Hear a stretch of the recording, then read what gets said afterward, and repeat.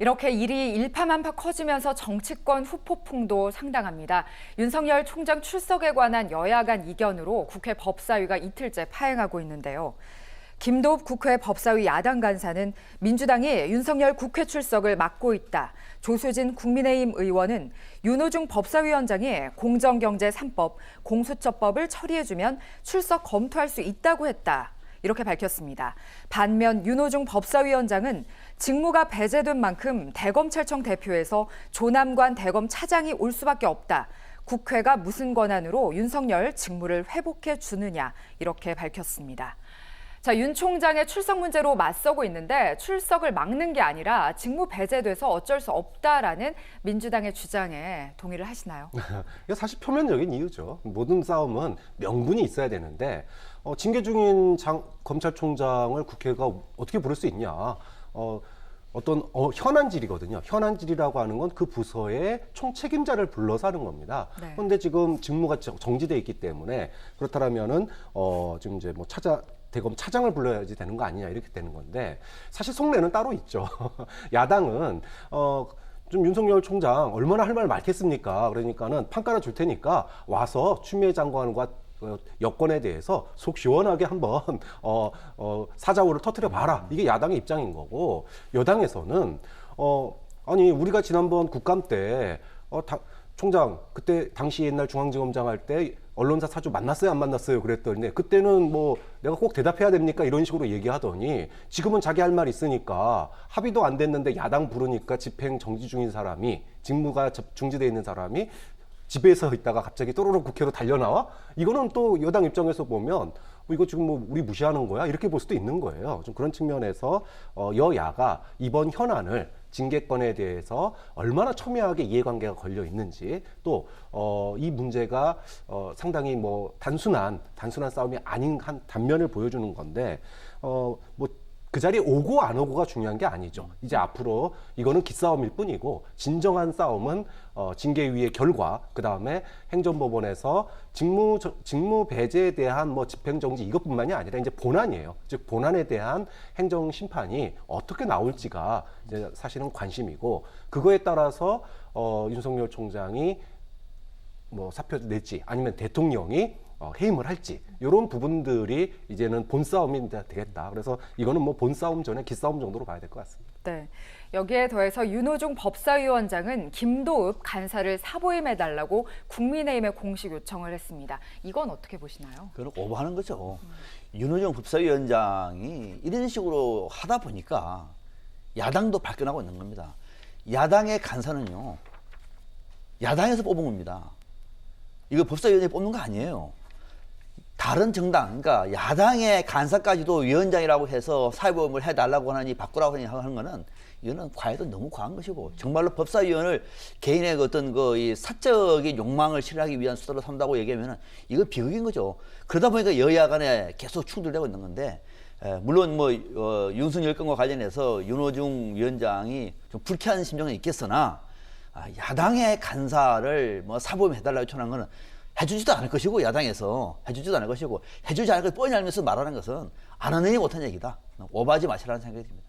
네. 자, 여야가 윤 총장 국회 출석을 놓고 첨예하게 맞서면서 국정조사에는 뜻을 모은 것으로 보였는데 오늘 기류가 달라진 듯합니다. 주호영 국민의힘 원내대표는 묻고 더불로 가라는 전략이 있다. 윤 총장 국조 받겠다. 그런데 추 장관 국조도 피해갈 수 없다고 말했습니다. 김종민 더불어민주당 최고위원은 국조하겠다고 판단한 것 아니다. 심각한 문제 강조 위에서 국조나 특별수사로 진상 규명하자고 한 것이다 라고 말을 했습니다. 분명히 어제 이낙연 대표가 윤 총장 혐의가 충격적이라면서 국회에서 국정조사 추진을 검토해달라고 했는데 오늘 그 입장이 달라진 듯합니다.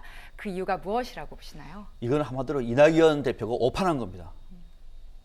내용을 아주 세심하게 분석해보지 못하고 집에서 지금 좀 자택이 있지 않습니까? 주변의 얘기를 제대로 못 들은 것 같아요.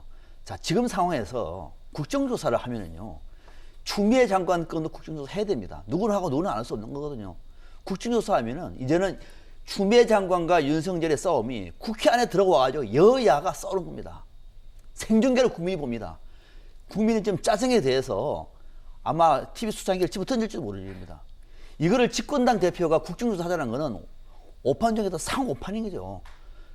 그러니까 야당에서도 좋다 같이 하자 이렇게 하다 보니까 이게 아니네 하다 보니까 뒤에 발을 빼고 있는 거거든요. 국정조사 해가지고 국민의 분노를 더 촉발시키는 것이 아니라고 얘기하면은 민주당에서 특히 이낙연 대표가 철회하는 것이 옳은 것이고요. 대수도 안 됩니다. 이미 지금 법적인 문제 소송까지 간 상황 속에서 코로나19 때문에 국민들은 피곤하고 지쳐 있는데 TV에서 여야가 이제 근거도 없이 힘싸움하고 목소리 높이는 이런 싸움 하는 걸 누가 좋아하겠습니까? 이 여당은 좋아할까요? 이거는 한마디로 이낙연 대표가 오판하는 것이다. 철회하는 것이 맞다고 생각합니다. 네, 국정조사하게 되면 국민이 더 지칠 것이다 이런 말씀도 해주셨고 또 정쟁만 길어질 게 아니냐 이런 우려도 나오고 있습니다. 지금 박상병 평론가님께서는 이낙연 대표가 약간 오판을 했다라고 하는데 한편으로는 이낙연 대표가 이 상황을 정치적으로 잘 이용하고 있다 이런 얘기도 나오더라고요. 뭐 그럴 수 있죠. 왜냐하면 이낙연 대표가 지금 지지율이 정체 상황이거든요. 그리고 무엇보다도 내년 4월 재보궐선거에서 지지층을 결집을 해야 됩니다. 일반 총선하고 달라요. 재보궐선거는 투표율이 낮기 때문에 지지층 결집이 성패를 좌우하는 거거든요. 그렇기 때문에 이 지지층이 지금 추미애 장관의 이번 결단에 대해서 환호를 보내고 있어요. 그러니까 뭐 중도 여론이나 시민 여론, 뭐 일반 언론의 여론과 별개로 사법개혁, 특히나 이 검찰개혁을 핵심적으로 주장하고 있는 여권 지지층의 강성 지지층은 이걸로 똘똘 뭉치고 있습니다. 자, 그런데 그 수혜를 누가 다 받고 있느냐? 지금 추미애 장관이 다 받고 있는 거예요. 그러면 이낙연 대표로서는 재보궐선거도 치러야 되겠고, 그 다음에 지지층에 대한 결집도도 높여야 되겠고, 이렇다면은 추 장관에게 힘을 실어줘야 되는데, 이제 그러려면 지금 윤석열 총장에 대한 직무 배제뿐만이 아니라 이거는 좀 심각한 사안이다. 아까 저희도 이제 잠깐 얘기했지만 판사에 대한 사찰이 있었다라면 이건 진짜 심각한 거거든요. 그러니까 그 내용적으로 얘기를 했는데 그 내용 여부는 사실은 아직 명확한 증거들이 없어요. 그런 상황에서 국정조사 얘기를 한 거는 뭔가 이제 정치적인 자신의 입지 이런 부분들을 다지기 위한 속내도 있었는데 근데 결과적으로 그러면 그게 잘한 거냐 그랬을 때 오늘 코로나가 600명 가까이 됐습니다. 그럼 국민들이 결국은 집에 있게 되는데 집에서 여야가 국정감사, 국정조사죠. 국정조사에서 진실이 밝혀진 사례가 없어요. 그러면은 그거 TV 보고 있으면은 정말 국민들이 화나거든요. 좀 그런 측면에서 지지층 결집에 도움될지 모르지만 나라를 위한 입장이라면 이건 한 번 더 생각해 봤어야 되지 않을까라는 생각도 듭니다. 네. 그런데 무엇보다 결론이 어떻게 나올지 모르기 때문에 윤 총장이 국민의힘의 선연인지 악연인지 의문스럽다라는 얘기도 나옵니다. 이 점에 대해서 또 국민의힘도 고민이 큰 듯한데요. 김무성 전 새누리당 의원은 야권 분열 위해 윤석열을 정치권으로 내몰고 있다고 볼 수 있다고 한 반면 또 홍준표 무소속 의원은 윤석열 야권 분열시켜 정권 재창출하려는 계책이다 이렇게 말을 했습니다. 두 분께 질문 드려볼게요. 윤석열 총장이 국민의힘의 구세주일까요? 아니면 엑스맨일까요? 작년에 올 총선을 앞두고 가장 큰 변수가 뭐라고 그랬을 때 당시에 국민의힘 내부에서 뭐라고 얘기를 했냐면 박근혜 전 대통령에 대한 사면 복권이 연말쯤에 이루어질 거다. 그러면 이것이 엄청난 야권, 지금 현재 여권이 생각하고 있는 엑스맨 역할을 할 거다.